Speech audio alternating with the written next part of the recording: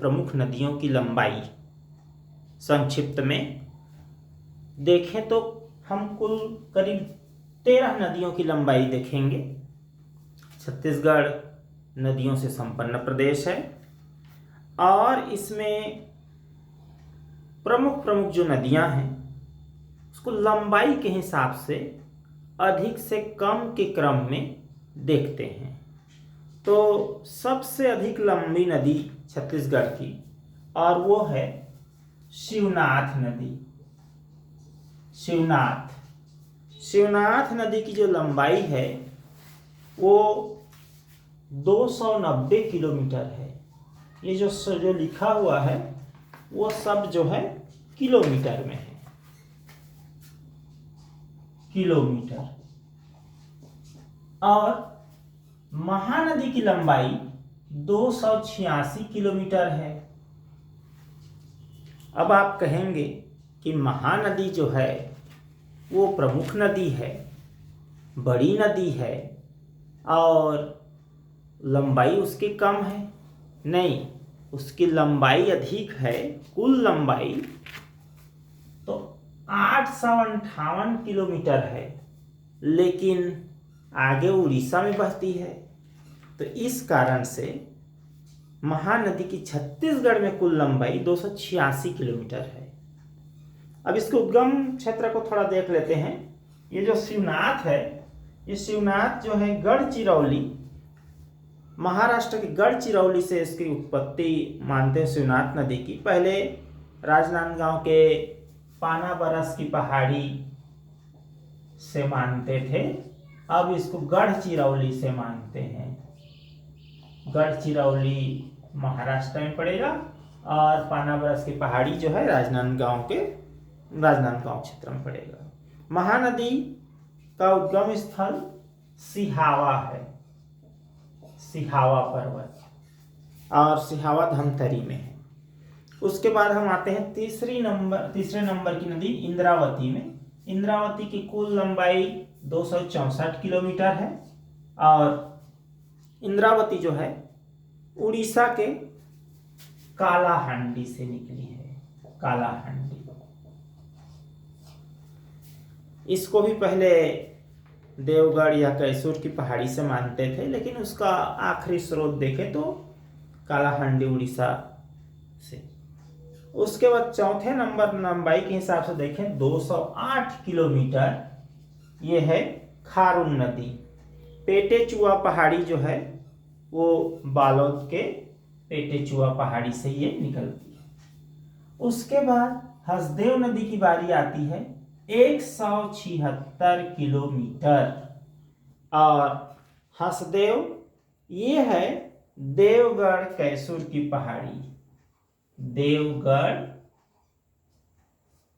कैसूर की पहाड़ी से निकलती है ये हसदेव नदी, और ये कैसूर की पहाड़ी पड़ती है कोरिया में।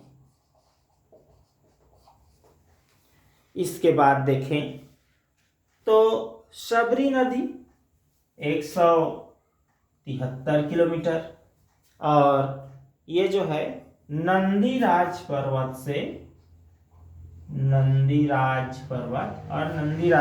पड़ता है दंतेवाड़ा में। पहले इसको कोरापुट उड़ीसा भी कहते थे, दोनों में विवाद है। और उसके बाद 7वें नंबर में देखें तो ये हमारा मांड नदी जो है 155 किलोमीटर, और मांड नदी मैनपाट से निकलती है। मैनपाट, और मैनपाट सरगुजा क्षेत्र में आता है।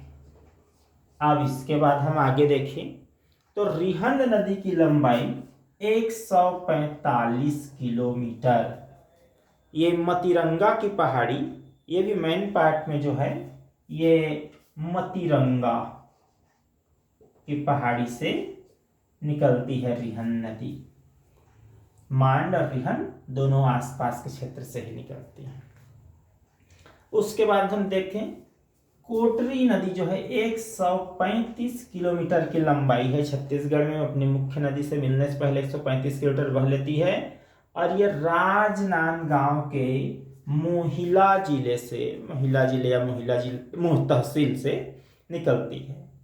और उसके बाद देखें तो लीलागर जो है 10वें नंबर पर आती है लंबाई के हिसाब से। दोनों एक ही है लेकिन कोटरी नदी पहले रखते हैं। और लीलागर भी 135 किलोमीटर। और लीलागर जो है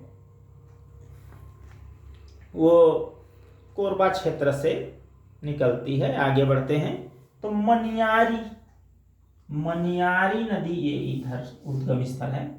ये मनियारी नदी 134 किलोमीटर बहती है और ये लोरमी के पठार से निकलती है।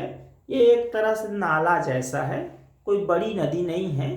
कई क्षेत्रों में तो जैसे महानदी के किनारे आसपास देखेंगे बड़े बड़े नाले हैं, तो वैसे ही इसको नदी मानते हैं। बहुत लंबी है मनियारी इस कारण से।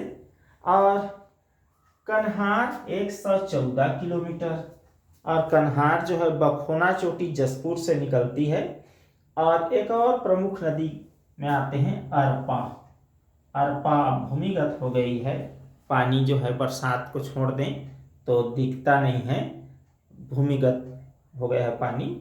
ये खोडरी खोंगसरा, पेंड्रा के पास खोडरी खोंगसरा, वहां से निकलती है और 100 किलोमीटर बह करके ये अपने मूल नदी में मिल जाती है। अब आगे देखें तो और भी कई छोटी छोटी नदियां हैं, जैसे पैरी है, जोग है, ईब है। ये और छोटी छोटी नदियां हैं, लेकिन इतना ही मुख्य देखेंगे। और आगे आने वाले वीडियो में छत्तीसगढ़ के संबंध में, भूगोल के संबंध में आगे और छोटी छोटी जानकारी जानेंगे। तो आगे वीडियो इस तरह से आते रहे, इसके लिए चैनल को सब्सक्राइब करें, वीडियो को लाइक करें। और आज के लिए इतना ही। बहुत बहुत धन्यवाद।